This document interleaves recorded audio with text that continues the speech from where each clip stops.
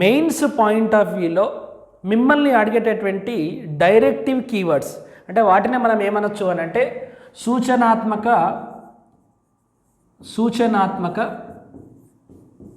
పదాలు అని చెప్పేసి కూడా అనొచ్చు. సూచనాత్మక పదాలు అని చెప్పేసి ఎందుకు అంటున్నాము అంటే మీరు ఒక ప్రశ్నకు సమాధానం రాసేటటువంటి క్రమంలో ఆ సమాధానాన్ని ఎట్లా రాయాలి, ఒక ప్రశ్న మిమ్మల్ని ఏం డిమాండ్ చేస్తుంది అనేటటువంటి అంశాలను ఇది చూపిస్తుంది. కాబట్టి ఈ పర్టికులర్ పదాలను మనం ఏమంటాము అని అంటే సూచనాత్మక పదాలు, ఇంగ్లీష్లో అయితే డైరెక్టివ్ కీవర్డ్స్ అని చెప్పేసి అంటాం. ఈరోజు ఓవరాల్గా అసలు ఎన్ని డైరెక్టివ్ కీవర్డ్స్ ఉంటాయి, దాంట్లో ఏ కీవర్డ్స్ ఉంటాయి, దానికి సంబంధించినటువంటి తెలుగు పదాలు ఏంటి, నేను ఇవన్నీ కూడా ఇంగ్లీష్లో ఎందుకు తీసుకొచ్చాను అని అంటే నేను ఇంతకుముందు క్లాస్లో చెప్పినట్టు ఇంగ్లీష్లో ఉన్నటువంటి ఒక పదం తెలుగులోకి వచ్చేటటువంటి క్రమంలో చాలాసార్లు మీనింగ్స్ మారిపోతున్నాయి. పరీక్షించండి, ఎగ్జామిన్ అనేటటువంటి పదానికి పరీక్షించండి అనేటటువంటి అర్థం ఉంటే మీకు తెలుగుకు ట్రాన్స్లేట్ అయ్యేటటువంటి క్రమంలో అది పరిశీలించండి అని చెప్పేసి అవుతుంది. సో దీన్ని తప్పించుకోవడానికి ఒకవేళ మీరు ఇంగ్లీష్ కీవర్డ్లను చదువుతూ తెలుగు ప్రశ్నను కూడా చదివినప్పుడు నిజంగా ఇది కరెక్ట్గా ట్రాన్స్లేట్ అయిందా లేదా అని చెప్పేసి తెలుసుకోవడానికి మీకు ఇంగ్లీష్ కీవర్డ్స్ని తీసుకురావడం జరిగింది. దీనికి ఈక్వలెంట్ తెలుగు కీవర్డ్స్ని కూడా నేను మీకు ఈరోజు చూపిస్తాను. సో ఎన్ని రకాల కీవర్డ్స్ ఉంటాయి అనేది మాత్రమే ఈరోజు ఈ పర్టికులర్ క్లాస్లో చర్చిస్తాను. ఆ కీవర్డ్ ఉన్నప్పుడు ఏం రాయాలి అనేది నేను చాప్టర్ వైజ్ ప్రశ్నలను విశ్లేషించేటటువంటి క్రమంలో ఆ పర్టికులర్ ప్రశ్న, ఆ ప్రశ్నకు ఉండేటటువంటి డైరెక్ట్ కీవర్డ్, ఆ కీవర్డ్కి ఎట్లా అప్రోచ్ కావాలి, ఏమేం రాయాలి అనేటటువంటి అంశాలను నేను మళ్ళీ మీకు అప్పుడు చర్చిస్తాను. సో నార్మల్గా డైరెక్టివ్ కీవర్డ్స్ని తెలుగులో ఏమంటారు అని అంటే సూచనాత్మక పదాలు. అంటే మీరు ఏం రాయాలి అనేది సూచించేటటువంటి కీవర్డ్ కాబట్టి దాన్ని సూచనాత్మక పదాలు అని చెప్పేసి అంటాం. సో ఈ సూచనాత్మకమైనటువంటి పదాలలో రెండు రకాలు ఉంటాయండి. ఒకటి డిస్క్రిప్టివ్ డైరెక్టివ్స్. డిస్క్రిప్టివ్ డైరెక్టివ్స్ అంటే వివరణాత్మక సూచనలు. తర్వాత క్రిటికల్ డైరెక్టివ్స్ అంటే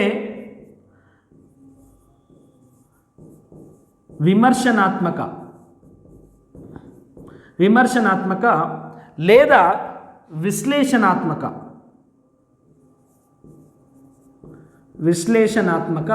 కీవర్డ్స్. సో ఈ పర్టికులర్ క్రమంలో డిస్క్రిప్టివ్ డైరెక్టివ్స్, క్రిటికల్ డైరెక్టివ్స్లో ఉన్నటువంటి ప్రధానమైనటువంటి భేదాలు ఏంటి అంటే వివరణాత్మకమైనటువంటి డైరెక్టివ్ కీవర్డ్ ఇచ్చినప్పుడు మీరు వివరిస్తే సరిపోతుంది. సో అక్కడ ఇచ్చేటటువంటి కీవర్డ్ని ఆధారంగా చేసుకొని మీరు వివరిస్తే సరిపోతుంది. విమర్శనాత్మకమైనటువంటి దాంట్లో మాత్రం ఉన్న సమాచారం మాత్రమే కాకుండా ఇక్కడనేమో కేవలం సమాచారాన్ని మాత్రమే ఇవ్వాలి. మీ సొంత పదాలు కానీ, మీ సొంత ఆలోచనలు కానీ, మీ సొంత అభిప్రాయాలు కానీ ఈ పర్టికులర్ కీవర్డ్స్ వచ్చినప్పుడు రుద్దాల్సినటువంటి అవసరం లేదు, రాయాల్సినటువంటి అవసరం లేదు. కానీ విశ్లేషణాత్మకమైనవి కానీ, విమర్శనాత్మకమైన కానీ, క్రిటికల్ అనలైజ్ అనేటటువంటి పదాలు వచ్చినప్పుడు మాత్రం మీ సొంత అభిప్రాయాలను రాయాల్సి ఉంటుంది, మీ సొంత విమర్శను రాయాల్సి ఉంటుంది, దాని తర్వాత మీ సొంత విశ్లేషణను రాయాల్సి ఉంటుంది, దాని తర్వాత మీ సొంత సమీక్షను రాయాల్సినటువంటి ఆస్కారం అనేది ఉంటుంది. అందుకోసమే ఈ క్రిటికల్ అనేటటువంటి పదం వచ్చినప్పుడు మీ సొంత విశ్లేషణ, మీ సొంత అభిప్రాయాలు అంటే ఉన్న సమాచారం కాకుండా మీ సొంత అభిప్రాయాలు, మీ సొంత మాటలు, మీ సొంత వాఖ్యానాలు, మీ సొంత అర్థ వివరణలు ఇవి కూడా ఇవ్వాల్సినటువంటి ఆస్కారం అనేది ఉంటుంది. అంటే బియాండ్ ఇన్ఫర్మేషన్ అంతా కూడా మీకు క్రిటికల్ అనాలైసిస్లో ఉంటుంది. ఓన్లీ ఇన్ఫర్మేషన్ మాత్రమే ఇచ్చేటటువంటి అనాలిసిస్ అంతా కూడా వివరణాత్మకమైనటువంటి విశ్లేషణల్లో ఉంటుంది. ఈ వివరణాత్మకమైనటువంటి విశ్లేషణలు కూడా మనకు 4 రకాలు ఉంటాయి. ఒకటి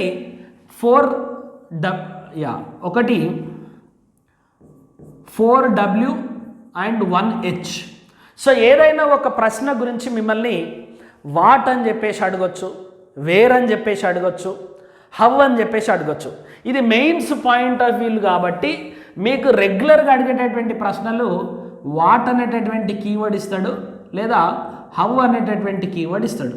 సో అది ఏంటి, ఎట్లా అనేటటువంటి అంశాలను మీకు ఆల్రెడీ ఎస్టాబ్లిష్డ్ డిస్క్రిప్షన్ ఏదైతే ఉంటుందో అది రాస్తే సరిపోతుంది. ఇంకా వివరంగా నేను ప్రశ్నలు వచ్చినప్పుడు చెప్తాను. తర్వాత డిస్క్రిప్టివ్ డైరెక్టివ్స్లో మీకు డిఫైన్ అనేది వస్తుంది. అంటే నిర్వచించండి, దాని తర్వాత డిస్క్రైబ్ వివరించండి, దాని తర్వాత ఎలాబరేట్ విశదీకరించండి,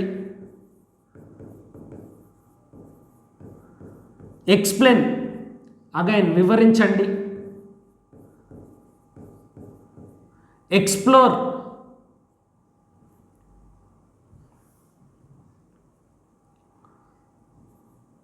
వివరించండి, ఎక్స్ప్లోర్ అంటే ప్రతిపాదించండి అనొచ్చు. సో వేరే అర్థాలు కూడా ఉంటాయి. సో ఇవి ఈ పర్టికులర్ పదాలకు చాలా దగ్గరగా ఉండేటటువంటి పదాలు. నేను ప్రశ్నలను ఎక్స్ప్లెయిన్ చేసేటువంటి క్రమంలో వీటికి సరైనటువంటి ఆన్సర్లను కూడా మీకు ఇస్తాను. తర్వాత descriptive directives, simplification based on descriptives అంటే clarify, elucidate. Clarify or elucidate అంటే మీరు ఏదైనా ఒక అంశాన్ని క్లారిఫై చేయాలి. క్లారిఫై చేయడం అంటే స్పష్టత ఇవ్వడం. సో స్పష్టతనివ్వండి అంటాడు. స్పష్టతనివ్వండి అనేటటువంటి పదం ఉంటుంది. దాని తర్వాత స్టేట్, త్రో లైట్ అంటే throw light on something, state something అంటే స్టేట్ అంటే చెప్పండి అని అర్థం. ఐడెంటిఫై గుర్తించండి అని ఉంటుంది. తర్వాత డెమాన్స్ట్రేట్ ఆర్ సబ్స్టాన్షియేట్ చూయించండి. డెమాన్స్ట్రేట్ అంటే చూయించండి. ఎన్యూమిరేట్ లెక్కించండి.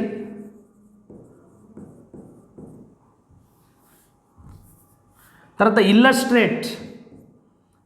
ఇల్లస్ట్రేట్ అంటే కూడా దీన్ని ఇంకా ఏం రాయొచ్చు అని అంటే సోదాహరించండి.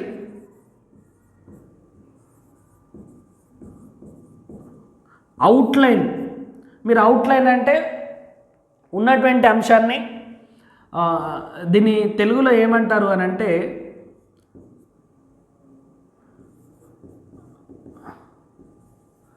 మొత్తాన్ని తెలపండి.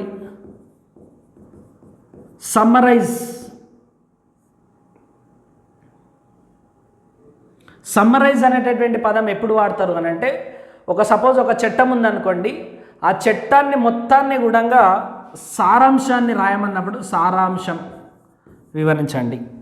తర్వాత కంపేర్ పోల్చండి. దాని తర్వాత కాంట్రాస్ట్ పోలికలు రాయండి. డిఫరెన్షియేట్ తేడాలు చెప్పండి. చూడండి, ఈ పదాలన్నిట్లలో కూడా మీ సొంత వ్యాఖ్యానాలు కానీ మీ సొంత అభిప్రాయాలు కానీ రాయాల్సినటువంటి ఆస్కారం లేదు. నిర్వచించండి, విశదీకరించండి, వివరించండి, ఓకే, ప్రతిపాదించండి, స్పష్టతనివ్వండి, చెప్పండి, గుర్తించండి, చూయించండి, లెక్కించండి, సోదాహరించండి, మొత్తాన్ని చూడండి, సారాంశాన్ని చెప్పండి, పోల్చండి, పోలికలు చూడండి, తేడాలు చూడండి.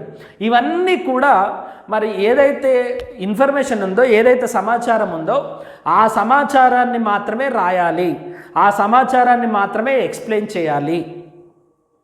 దీనికి మీ సొంత అభిప్రాయాలు కానీ మీ సొంత వ్యూహాలు కానీ మీ సొంత అర్థ వివరణలు కానీ మీ సొంత మాటలు కానీ మీ సొంత వ్యూహాలు కానీ మీ సొంత విశ్లేషణలు కానీ చేయాల్సినటువంటి అవసరం లేనటువంటి కీవర్డ్స్ ఇవి. తర్వాత మీ సొంత విశ్లేషణలు, మీ సొంత అభిప్రాయాలు, మీ సొంత మాటల్ని చెప్పాల్సినటువంటి కీవర్డ్స్ ఇంకా కొన్ని ఉన్నాయి. ఏంటి అని అంటే క్రిటికల్లీ అనలైజ్. సో నేను ఇంతకుముందు క్లాస్లో చెప్పినట్టు క్రిటికల్లీ అప్రైజ్ అని అంటే విమర్శనాత్మకంగా మరి సమీక్షించండి అన్నాడు. క్రిటికల్లీ అనలైజ్ అని అంటే విమర్శనాత్మకంగా సమీక్షించండి లేదా విశ్లేషించండి. సో మీ విమర్శ ఇక్కడ అవసరం. తర్వాత ఎవాల్యుయేట్ అని అంటేనేమో ఎగ్జామిన్ చేయడం, ఉన్నదాన్ని మీరు పరీక్షించడం. తర్వాత జస్టిఫై, సమర్థించండి, అది న్యాయమా ధర్మమా కాదా అనేది మీరు చెప్పాలి. దాని తర్వాత రివ్యూ, సమీక్షించండి. ఎగ్జామిన్, పరీక్షించండి. అసెస్, అంచనా వేయండి. తర్వాత ఎగ్జామిన్, పరీక్షించండి.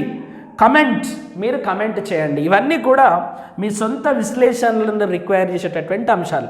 సో మీరు ఎప్పుడైనా కూడా ఒక మెయిన్స్ ప్రశ్నకు ఆన్సర్ ఇచ్చేటటువంటి క్రమంలో అవి డిస్క్రిప్టివ్, వివరణాత్మకమైనటువంటి సమాధానాల్ని కోరుతున్నాయా, లేదా విశ్లేషణాత్మకమైనటువంటి సమాధానాల్ని కోరుతున్నాయా, లేదా విమర్శనాత్మకమైనటువంటి సమాధానాల్ని కోరుతున్నాయా అనేటటువంటి అంశాలను దృష్టిలో పెట్టుకొని మీరు కనుక సమాధానాన్ని కనుక ప్రారంభించినట్టయితే అప్పుడు మీ యొక్క ప్రశ్నకు, మీరు రాసేటటువంటి ప్రశ్నకు మీరు ఇచ్చేటటువంటి సమాధానం న్యాయబద్ధంగా ఉంటుంది. సో మళ్ళీ మనము మెయిన్స్ పాయింట్ ఆఫ్ వ్యూలో వెళ్ళేటటువంటి క్రమంలో ఒక్కొక్క ప్రశ్నను మనం తీసుకొని ఆ ప్రశ్నలో ఉన్నటువంటి డైరెక్టివ్ కీవర్డ్ ఏముంది, ఆ డైరెక్టివ్ కీవర్డ్ ఏ పర్టికులర్ సమాధానాన్ని, ఏ టైప్ ఆఫ్ సమాధానాన్ని డిమాండ్ చేస్తుంది అనేటటువంటి అంశాలని మనము పరిశీలిస్తూ అప్పుడు ఒక్కొక్క ప్రశ్నను విశ్లేషించడానికి ప్రయత్నం చేద్దాం. Okay, so thank you all.